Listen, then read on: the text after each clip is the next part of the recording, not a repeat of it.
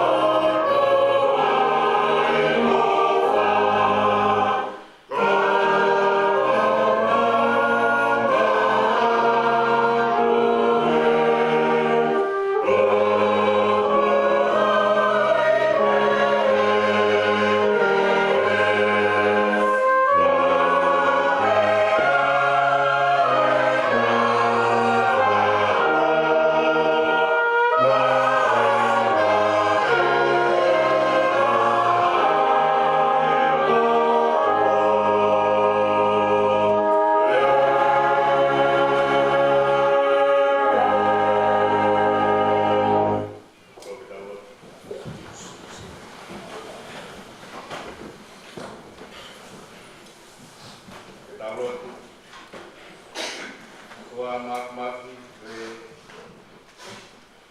tua ngai oste. Pono lagi konvensi nama dia. Mafion. Di Pamatala Molde Afiona de Kamataan. Faro Behe Kamatanga Kinatanga Tan. Ofa Afiona Lolota. Liu Taimi Auni Kuala Honi Mau Kau Ki Famoni.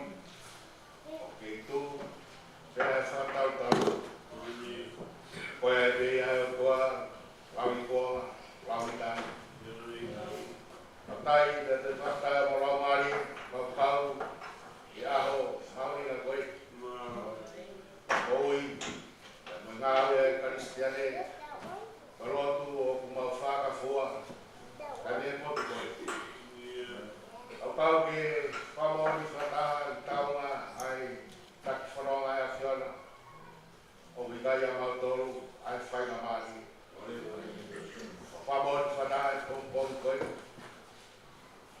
fronga mai kai ho me fi todo ai ha fronga fanga na tau hele oro lerei he na tau fronga me a fiona oke ona rotu ya mo hu ka wai wai kau masima o ango he koe oke whanga fua mai e mau ahi moui mau tūta mai e aho mama koe mau nofo una loto mai aho kato anga hai ka mooni e mau tū moui o ngahai loto mau inas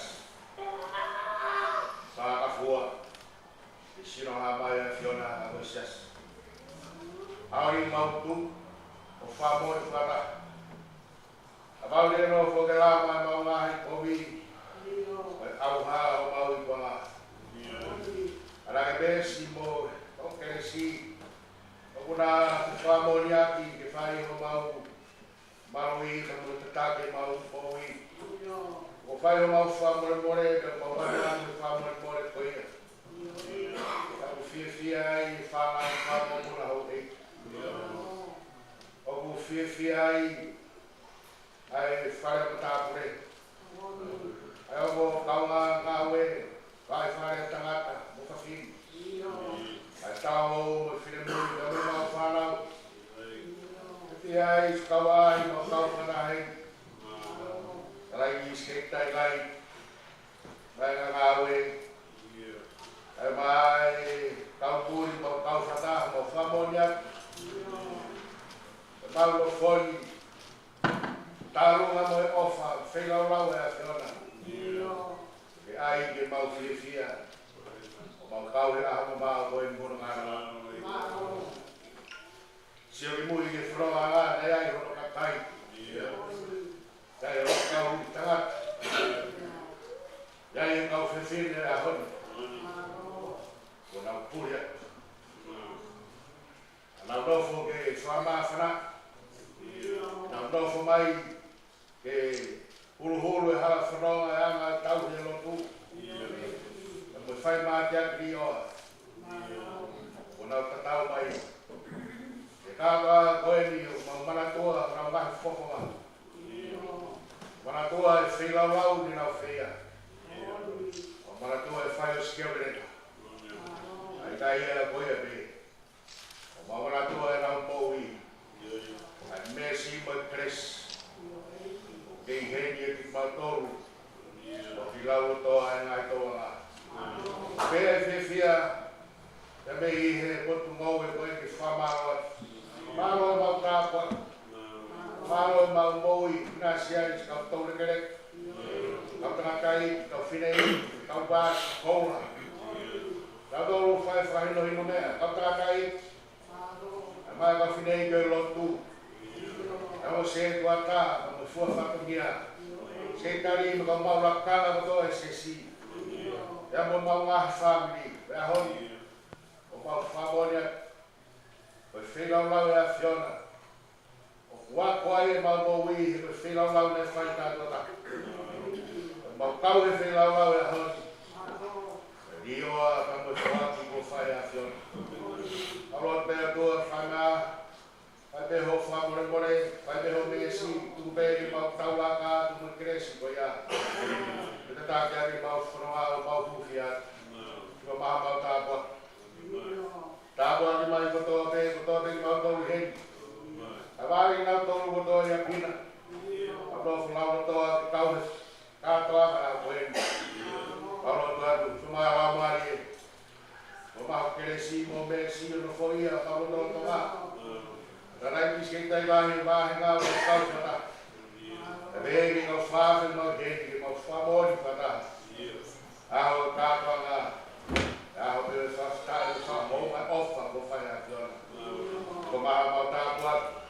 Toi me ngā katongia, whāwasua ngā koeni. Ko mau ngā Grace. Te lau lau. Lau maari e whone honga ia. Take whanonga ka maumui mui atu. Ko e ngā rei e Jesus Christ, o te mau whāpoi. Amen.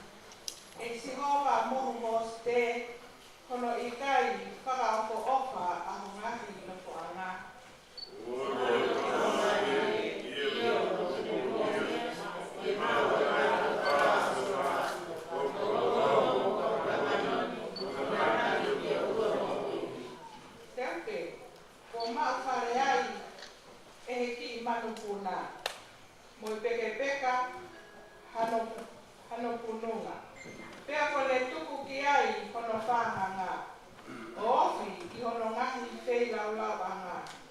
E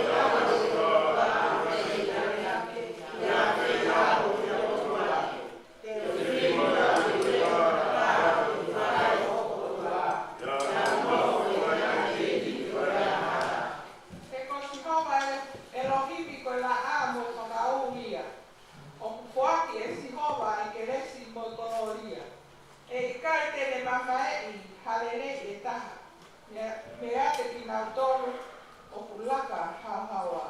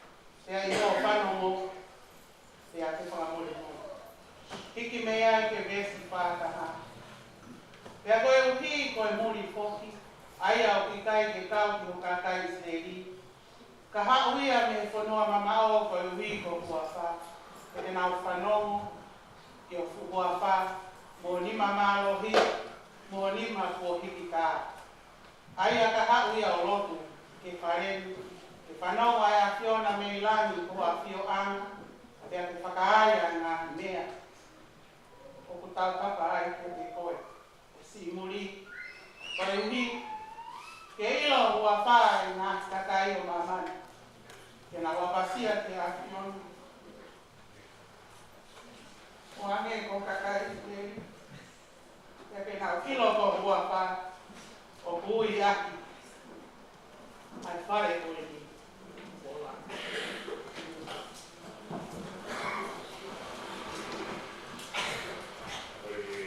Avivare la viva di parlare.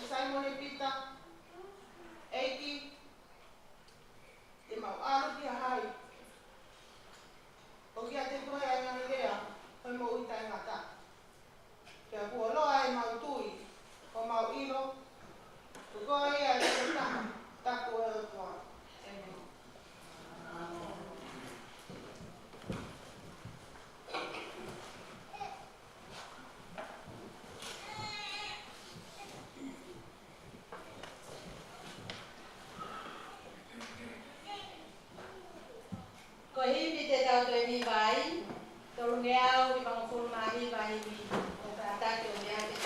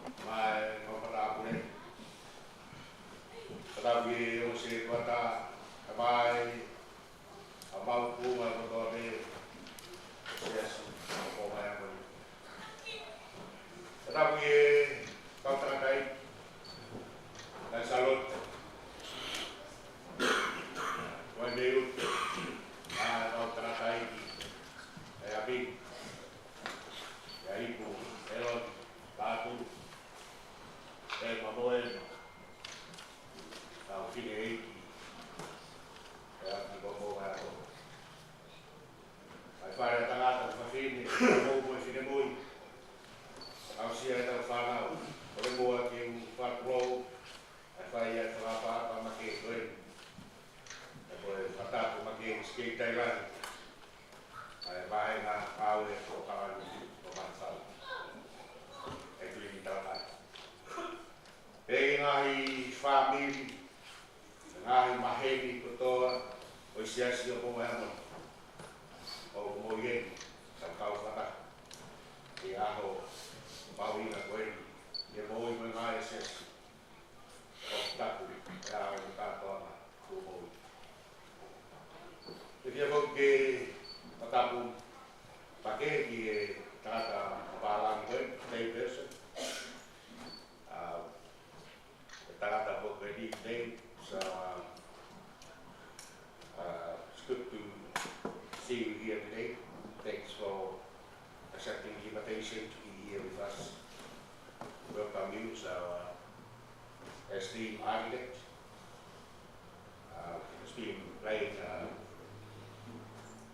a role in planning to shape our beloved little church for the future use of this congregation. I hope that during your time and your presence here, you have a glimpse and understanding of how this place is important to these people. I must say that half of this congregation are outside doing their own thing. You will find out later. But on behalf of this congregation, we will come. Tana no no e me te soni ni lau me poka mutua. Ave i pe tupu mai ao. Tupe ke ufao e whaia mari. Ratui. Vai walu bes whaku mātoru kongi mua. I whanonga a whiona me langi. O a whiona me mi whrai e ngā i mea tautapa ki ai. Tautapa ai ke te koe e si muri. E whanongo, e a whiona me langi o a whiona. E whai e ngā mea tautapa ai ke te koe si muri. Can hear from heaven your dwelling place and do whatever the foreigner asks of you. 1 Kings chapter 8, 43. In the moment of dedication, King Solomon speaks directly to God, asking him to listen to the prayers of those who are not part of Israel. And his profound request opens the door to understand God's heart for all people, transcending boundaries and inviting everyone into his presence. And this prayer, King Solomon highlights a critical truth. God invites all to see him. The foreigner represents those who may feel distant or unworthy. In our lives today, we often encounter individuals who feel marginalized or excluded. Yet, God's arms are wide open, inviting everyone to come before him in prayer. And this assures to all of us here today that no one is near or too far from God. Tawanoa o vesi manga koen loku tawai kena sorgone. Yo topo moi te fare. Yo whamatala e tohi na mawhao ni ma whahi ki ngā lewani. E tau tau tau loku ma soro. Tāpua ke a whionga. Tāpani kāre ai a ke e rohi mi. A maa whakai tolai ni whate fua. Ka plame iai Solomone. A ponga mauinga e veis whāwhu mātoru. Patamata tau whāadu mo ki tau toru o piti atu ki e lotu o eni. Ka iai ha muri e whau mai. Ka Iai hamuri e lotu ke te koe. Hanga i fufonga e afiona me lagina. Santau tapa ai muri. Ka honi, per lotu whatau ai. Hanga i Solomone o whakamatala kia kua Pea mo Israeli koe hala whanonga ke ka hau ki kai koe otua tōna habe. Pea koe kai ko Israeli tōna habe. Ka koe otua ka mo Israeli. Koe otua ka koe tangata ke na whanonga whakataha ki hala whanonga ki ka hau. Pea tānoa Solomone i he loku koe ni tānoa wani kui. O wala Solomone whamatala ai. Koe otu o koe kai koe konga peo whai a whaitu. Not for space only. A koe lotu o whanonga moe taimi. Moe season o whai a e whanonga e taimi. O ingai koe whaitu upe. O ingai koe saione pe. O ingai koe te pare pe nai whahagi ai e o tuari langa. Ka whamata a Solomone he lotu koe ni. E na iloa ia e ngau ia ki ngau lotu siu. Ka nā toki kātoa ngā lotu pe ngā whai tau. Ka nā whanonga mo i taini. Te kai ke nau manako nā tau ki he au ki whare lotu. Ka nā toki kātoa ngā pe. Te lau e taini lotu. Ki whamatala e, ko whilau lau. E au ki whangamanu, lau i manu, lau i kiru. Tarasiku te tāmate. Au kau mai ki hasiu. Ko whilau lau lotu. Tau piki atu. Ki he lotu o kuhu whekina e Solomone. I au koeni. O ku whamamafa koe. Ka au kui ai ha muri e kau. He au kau mai be whau mai seu saema. O ne hufia ai whare. O tempare. O saione. O whai arotu. Ka ke hufanga. Ai a Fiona. Ka ke hufanga i a Fiona. Ka ke o mona mua siono reo. Pea honia. O kui ngai te tau kei i seu sarema pe. O hane koe whamatala. Le lau kea sisu. O kui kai kei whai seu sarema pe. Ka kui ha potu pe. Hei ngai te tau kei nofo kotoa pe. O turi ki he ngahi. Tempare ki whai ngai e hu. Ka u whamatala heni. E Solomone. O ne omi koe lotu. Koe mea ke whai mau e pe. I ha taimi pe. Ia momeniti pe. Ia whaitu pe. O whamatala ai te whikau ati. Ia moe o tua. Koe o tua. Ia moe tangata. O kuna whanonga ki tāu. Kai a koe whailau lau e aho koeni. Koe tukupāo e aho koeni. Hage koe ni whai Solomone. I seu sarema aho ni. Tāmate e mga pulu. E lau i manu. Whakasipi e lau i kiru. I whai e whailau lau whawhetai ki o tua. E mo hiki e lotu whatawa eki koeni. O kuanga mehe. Kāto anga tau kamata ha koeni. O wigai ko tāmate ha whangamonu manu. Peke tutu ke namu kakara. Ke pānamu kakara ki lotu tatau. Ka koe ngahi ho tau o tō. Ke whakatau. Ka mo e whinangare o tua. O tānoa Solomone. Ia haoni. O kune whamangatu mai. Aki tau tolu koe kau muri. Ke whanonga whikawaki na mea tua. O tau ke pehe foki. A whawa o tau ni maa. E taritari aki nau tolu ko toa me. O ku muri. Te tau ngai whamili. Aki nau tolu o ku muri ki siasi. Aki nau tolu e kau whaingata ia. Aki nau tolu e kau tukhao sia. O ki nau tolu ia. O tākai na ki ai. A Solomone a koeni. O wikai koe ne hūwhekina maki tau tolupe. Ka mune omi ai whikau mamafa maki tau tolu. E pehe whoki e tau hūwhekina ki nau tolu. O kuongo sia. O tāpala sia. Nau tolu tukia e whanonga ngā. O tau whamatarai. Tau whamoni whaingiwerenga. Ai kau mai au tua kari nau ngāno tū.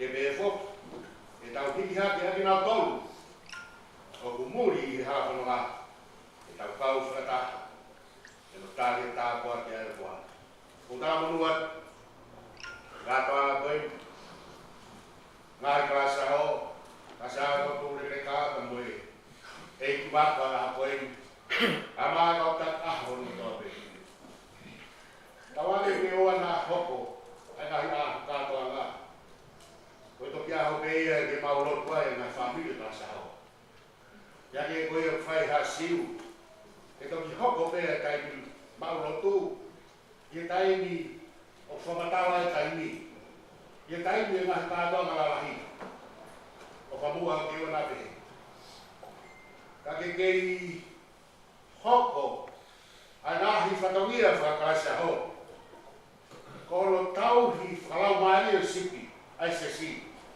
ai ngahi whamiri o se si nau kei ha ngahi whamiri he kaisa ho o ku kei muri ke ngahi whatongia kai maa lopo tau whai tau mua e honi o i kai hataha muri ke ngā aue tau whai tau mua e honi ke kamata hengi i ona tau toki lopu whakakātoanga pe ka te tau lopu whai mawai pe ia taimi pe te mua wheitu pe ka te tau kau whatako tāpua whamou ia ki nau tōru o ku kafu e hawha mga kau ka toto mawhmawhi ko mātau tāpua ku whamonui e whronga tau whai i kai ni ki tāni ki wawha e whai e mai aro e lau mahani māmioni ene